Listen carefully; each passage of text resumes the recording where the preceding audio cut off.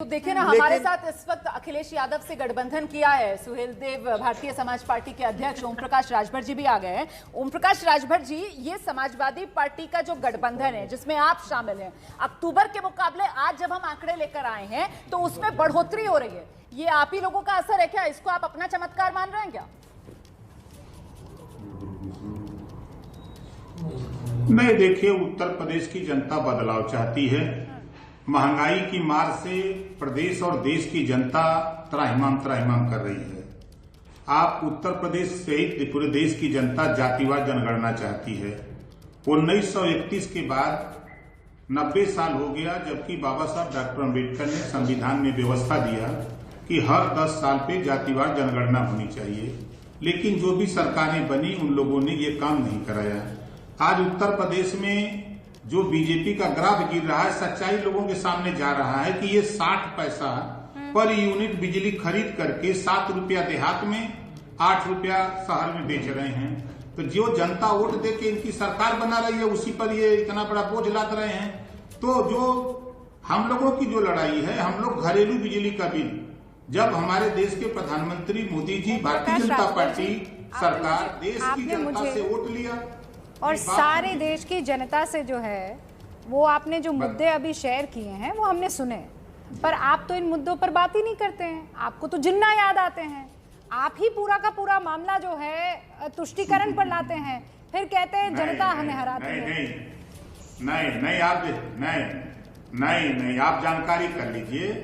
देखिए, जब देश आजाद हुआ, आजादी के बाद 2 लोग प्रधानमंत्री पद की रेस में थे। जो मैं कह रहा हूं, आज भी कह रहा हूं, 2 लोग रेस में थे। जब आजादी के बाद 18 रियासतें हुई, एक रियासत कश्मीर लिए पंडित जवाहरलाल नेहरू जी, और 17 रियासत मिली सरदार वल्लभ भाई पटेल को। तो जब सरदार वल्लभ भाई पटेल ने उन 17 रियासतों को मिला दिया, फिर जो है तो उनकी भी मंशा था कि मैं भी प्रधानमंत्री बनूं, तो 3 लोग हो गए। मैं फिर कह रहा हूं, उसी समय ये बात अगर उसी समय बात बन गई होती तो जो लोग सरदार वल्लभ भाई पटेल का आपने जिक्र तक नहीं किया। मुझे लगता है शशि जी आना चाह रहे हैं। शशि जी सवाल पूछ रहे हैं, लेकिन जी शशि जी पलट गए हैं। असल में एक अजीब सी बात है कि आजकल नेता हमारे इतिहासकार का काम करने लगे हैं, और जैसा उनका चश्मा है वैसा वो बोलते हैं, कोई परेशानी नहीं, उनको हक है इसका। राजभर जी, मेरा सीधा सवाल आपसे यह है कि 2017 में जब मोदी की लोकप्रियता चरम पर थी और बीजेपी के पक्ष में माहौल था, आप बीजेपी के साथ लड़े थे और आपको कुल 4 सीटें मिली थी। 17 या 11 सीटों पर आप लड़े थे और 4 सीटें मिली थी। आपको ऐसा लगता है कि माहौल अब इतना वॉलेटाइल है कि आप कुछ बड़ा चमत्कार कर पाएंगे? देखिए, मैं जिस धरती से राजनीति शुरू किया हूं, बलिया में एक भी सीट बीजेपी नहीं जीतेगी, मऊ में नहीं जीतेगी, गाजीपुर नहीं जीतेगी, आजमगढ़ नहीं जीतेगी, अंबेडकर नगर नहीं जीतेगी। इसी इलाके में खाली एक सीट बता दीजिए, बीजेपी बहुत तोप है तो एक सीट बता दीजिए खाली जीत रही है। हम ले चलते हैं आपको बनारस, जो हमारे देश के प्रधानमंत्री का जिला है, संसदीय क्षेत्र है बनारस। आज भी मैं चैलेंज के साथ कहता हूं कि वहां 6 सीट जीतेंगे। आप ले आऊं आपको जौनपुर में, आपको ले चलूं कुशीनगर, महाराजगंज, देवरिया, राजभर जी, आपसे बड़ी इज्जत और बड़े इखलाक के साथ मेरा सवाल ये था कि जब माहौल इतना बेहतरीन था बीजेपी के पक्ष में, तब आप कुल 4 सीटें जीते थे। आज आप जो बोल रहे हैं, अगर दूसरी पार्टी के किसी बड़े नेता को मैं कहूं, वो भी इसी तरीके के आंकड़े गिराएगा। हारती हुई पार्टियां भी बड़ी बातें करती हैं और जीती हुई पार्टियां तो करती हैं। तो मैं सिर्फ आपसे ये जानना चाहता हूं कि 2017 में जब आप कोई बड़ा कमाल नहीं कर पाए, अब कैसे करेंगे? भारतीय जनता पार्टी ने मुझे 8 सीट दिया था, ठीक है। अब आप सही जानकारी कर लीजिए कि आप ले आऊं आपको जौनपुर में, आपको ले चलूं कुशीनगर, महाराजगंज, देवरिया, राजभर जी, आपसे बड़ी इज्जत और बड़े इखलाक के साथ मेरा सवाल ये था कि जब माहौल इतना बेहतरीन था बीजेपी के पक्ष में, तब आप कुल 4 सीटें जीते थे। आज आप जो बोल रहे हैं, अगर दूसरी पार्टी के किसी बड़े नेता को मैं कहूं, वो भी इसी तरीके के आंकड़े गिराएगा।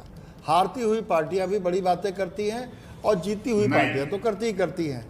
तो नहीं, मैं सिर्फ आपसे ये जानना चाहता हूं कि 2017 में जब आप कोई बड़ा कमाल नहीं कर पाए, अब कैसे करेंगे? भारतीय जनता पार्टी ने मुझे 8 सीट दिया था, ठीक है। अब आप सही जानकारी कर लीजिए कि भारतीय जनता पार्टी ने मुझे 22 सीट कह करके 8 सीट दिया और 22 सीट पर भारतीय जनता पार्टी ने अपना प्रत्याशी खड़ा कर दिया। हम पाते हैं वहां 44,000 वोट और भारतीय जनता पार्टी समझौते में है 49,000 वोट। आप बताइए, यही गठबंधन है? हम जहां चुनाव लड़े वहां बीजेपी के लोग हमको खुद हराने में लगे। सागन की सीट जो हमारे वहां बीजेपी के लोग खुद हराने में लग गए। हम जहां मऊ सदर की सीट, जहां मुख्तार की बड़ी चर्चा करते हैं, मुख्तार की सीट पर 24 लोग प्रत्याशी आवेदन क्यों बने भारतीय जनता पार्टी के? नहीं, बात सुन लीजिए ना, मैं आपकी बात सुन समझ गया। सुन लीजिए, आपने सवाल किया है तो आपने सवाल का उत्तर भी तो सुन लीजिए। नहीं, मऊ की सीट पर 24 लोगों में 22 लोग मुख्तार अंसारी को जिता रहे थे, जो भारतीय जनता पार्टी के टिकटार्थी लोग थे। क्या कहेंगे आप उसको? मुख्तार अंसारी से अब आप मिल रहे हैं ना? यही कल्चर होता है गठबंधन का। नहीं, हम नहीं मिल रहे हैं। भारतीय जनता पार्टी 17 में जितवाई है, डंके की चोट पे कह रहा हूं। वो बात अपनी जगह है। मेरा जो प्रश्न था, 24 लोगों में 22 लोग नहीं, एक अनुकूल माहौल में आज आप भाजपा की बात करें। मेरा सवाल आपसे ये था कि यदि आपको धोखा मिल रहा था तब भी तो आप भाजपा की सरकार में मंत्री बने, क्यों बने फिर? नहीं, आप जान लीजिए कि 2 कैबिनेट के बाद हम डंडा उठा लिए थे, अपने मुद्दों पर अड़ गए थे। मैं 2 साल पहली बार आपने देखा होगा कि उत्तर प्रदेश में एक मुख्यमंत्री एक कैबिनेट मंत्री के बीच द्वंद्व हुआ था। द्वंद्व हमारा कुछ नहीं था, सामाजिक न्याय समिति को लेकर के हुआ था, घरेलू बिजली बिल की माफी पे हुआ था, हमारा एक समान अनिवार्य और फ्री शिक्षा को लेकर के हुआ था कि जब संविधान एक है, देश एक है, प्रधानमंत्री एक है। अच्छा तो राजभर जी, जो हो गया वो हो गया। आपने पार्टी को टाटा बाय बाय कर दिया, आपने अखिलेश को हाय हाय अभी कर दिया है। मुझे ये बताइए, अभी भी शशि जी की बात का जवाब नहीं मिला है। वो ये कह रहे हैं आप कौन सा ऐसा बड़ा कमाल करेंगे इस बार? जब आंधी थी बीजेपी की तब 8 में से 4 लाए, इस बार वो कमाल बता दीजिए ना गुरु। देखिए गुरु, सुन लीजिए, पूर्वांचल में 153 सीटें हैं जहां 12 से 22% अकेले हमारी कम्युनिटी है, जो उस बार टोटल बीजेपी के साथ गई थी। टोटल बीजेपी को दिलवाया था। उसके बाद हमारे साथ प्रजापति है, पाल है, बिंद है, केवट है, हमारे साथ खंघार है, आरक है, बंजारा है, बहेलिया है, हमारे साथ नाई है, गूढ़ है, कुम्हार है, लोहार है। ये तमाम अति पिछड़ी जातियां ओम प्रकाश राजभर के साथ खड़ी हो गई हैं। अरे तो इन्हीं तो अलग अलग पिछड़ी जातियों जिनको आप गिना रहे हैं, उनके अकेले जो आप प्रतिनिधि यहाँ पर खुद को बता रहे हैं सर, अपनी पार्टियां भी हैं उनकी जिनके साथ बीजेपी ने भी साझेदारी की है, अपना मोर्चा बीजेपी ने भी बना लिया है। आपने साथ छोड़ा तो क्या? बीजेपी ने भी अलग से अपना मोर्चा बना लिया, अन्य दबे कुचले समुदायों वाली पार्टियों को अपने साथ लेकर आप अकेले राजभर है, उनके पास 3 राजभर है। ठीक है, मैं तीनों गुलाम है, लोडर हैं। मैं जूही सिंह जी के पास से वापस आना चाहूंगा। वो लीडर लोडर है, हम लीडर हैं। अच्छा जूही जी इस वक्त आपकी वकालत करेंगे, ये बात पक्की है क्योंकि अब आप दोनों साथी हैं। मेरा एक सवाल आपसे है कि राजभर जी की शिकायत है कि उनको वोट ट्रांसफर नहीं हुआ, क्या यादव वोट ट्रांसफर होगा राजभरों को पूर्वांचल में? 100% हुआ है, होगा। मैं आपको आश्चर्य बता दूं। नहीं अरे सर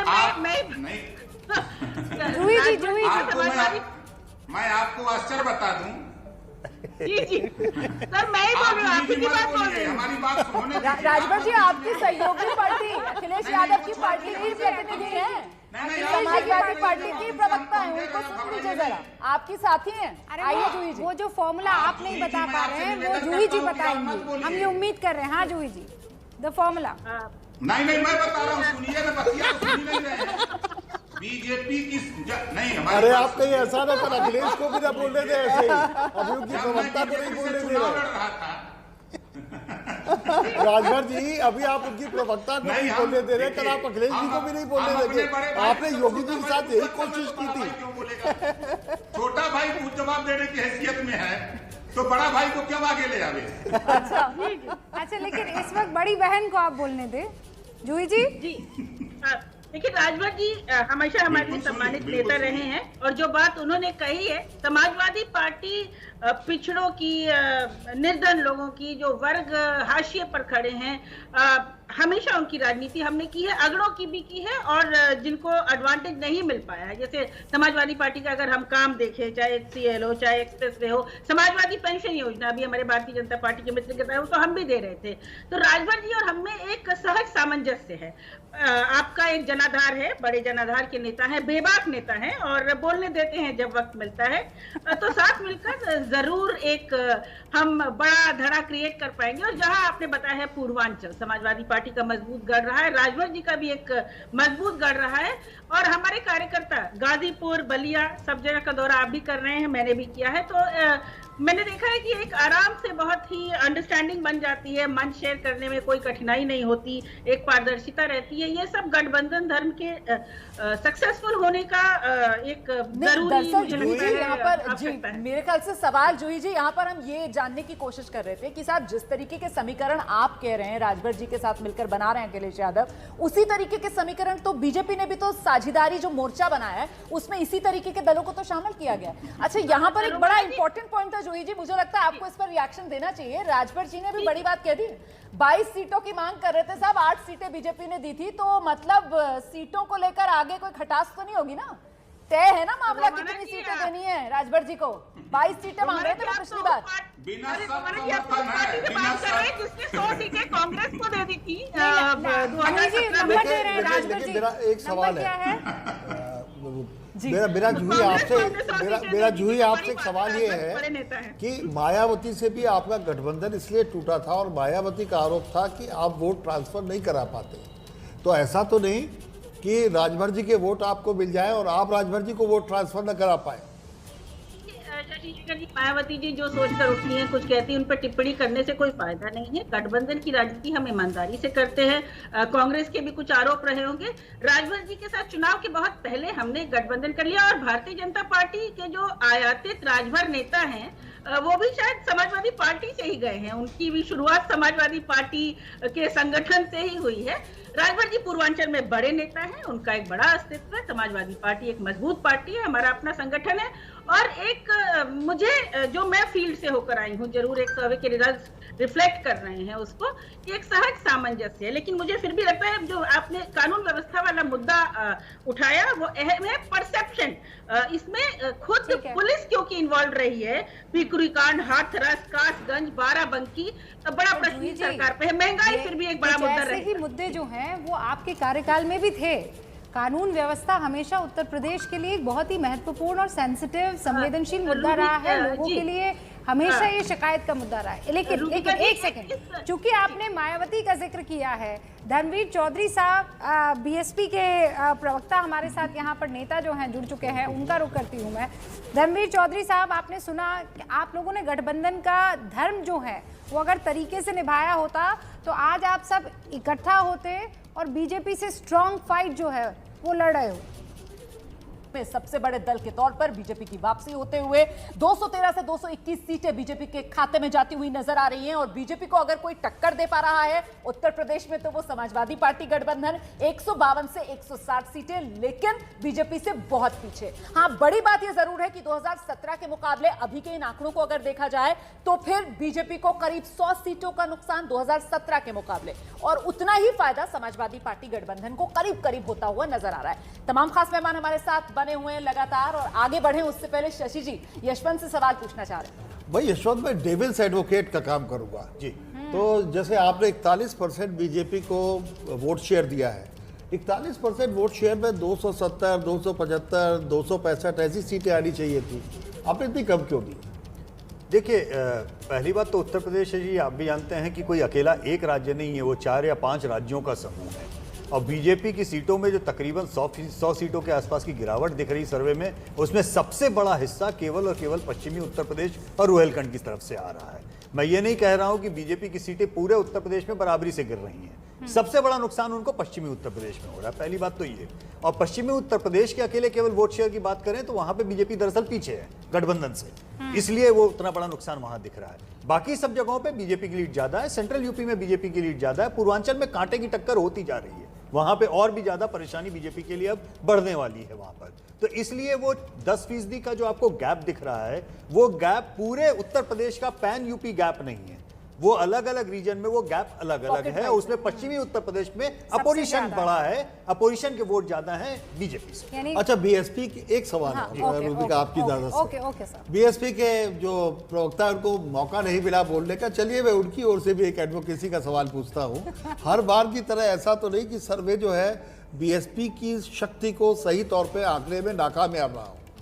संभव हो सकता है, मैं इससे इनकार क्यों करूं इस बात से। कोई ऐसा 100% और हमेशा सही होने वाला विज्ञान तो है नहीं, और ये बात सही है। मैं हमेशा इस बात को कहता हूं कि जो समाज के निचले तबके के लोग होते हैं, कई बार उनका रिस्पॉन्स रेट कम होता है और बीएसपी साइलेंट होते हैं। बीएसपी का कई बार वोट इसलिए जो लोग बोल समझते हैं उससे ज्यादा बढ़ा हुआ नजर आता है। लेकिन अगर बीएसपी का वोट और बढ़ा हुआ नजर आया, ये हो सकता है बीएसपी के लिए खुशखबरी होगी, मान लेता हूं, लेकिन शायद उसमें बीजेपी के लिए खुशखबरी कुछ भी नहीं होगी, क्योंकि कारण उसका ये है कि मसलन बीएसपी के जनाधार में आज की तारीख में उनका कोर वोट रह गया है, जो दलित वोटों का भी एक हिस्सा, जो बड़ा हिस्सा है।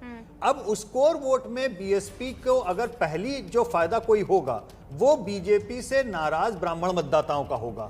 तो अगर वो पहले खींचेंगे तो उससे बीजेपी को लाभ होने की संभावना कम होगी, बीजेपी का नुकसान ज्यादा होगा। मैंने कई बार ये देखा, कई सारे एनालिस्ट ने ये बोला कि बीएसपी का ग्राफ बढ़ेगा तो समाजवादी पार्टी के लिए नुकसान होगा। मैं ये मानता हूं, मैं ये नहीं कह रहा हूं कि उनको नहीं होगा, लेकिन वो दुधारी तलवार है, चाहे बीएसपी हो चाहे कांग्रेस और बीएसपी दोनों का बढ़ना जितना एसपी को नुकसान करेगा, वो कहीं ना कहीं बीजेपी को भी नुकसान करेगा, निस्संदेह करेगा। अब मुझे आप सबसे इजाजत लेनी होगी। धर्मवीर जी, आपने सुना कि हो सकता है कि आपका जो वोटर है वो इस वक्त ज्यादा बातें ना कर रहा हो, लेकिन अगर वो आपके पास आता है तो इसका नुकसान सबको मिलेगा। कुल मिलाकर हमारा ये कहना है कि नुकसान आप लोगों का भले ही हो, फायदा जनता का होना चाहिए, और इसीलिए बार बार ये चुनावी मूड आता है जनता के लिए भी और उन पॉलिटिकल पार्टीज के लिए भी कि किस तरीके की स्ट्रैटेजी आपकी हो सकती है और क्या बदलाव करने की जरूरत है।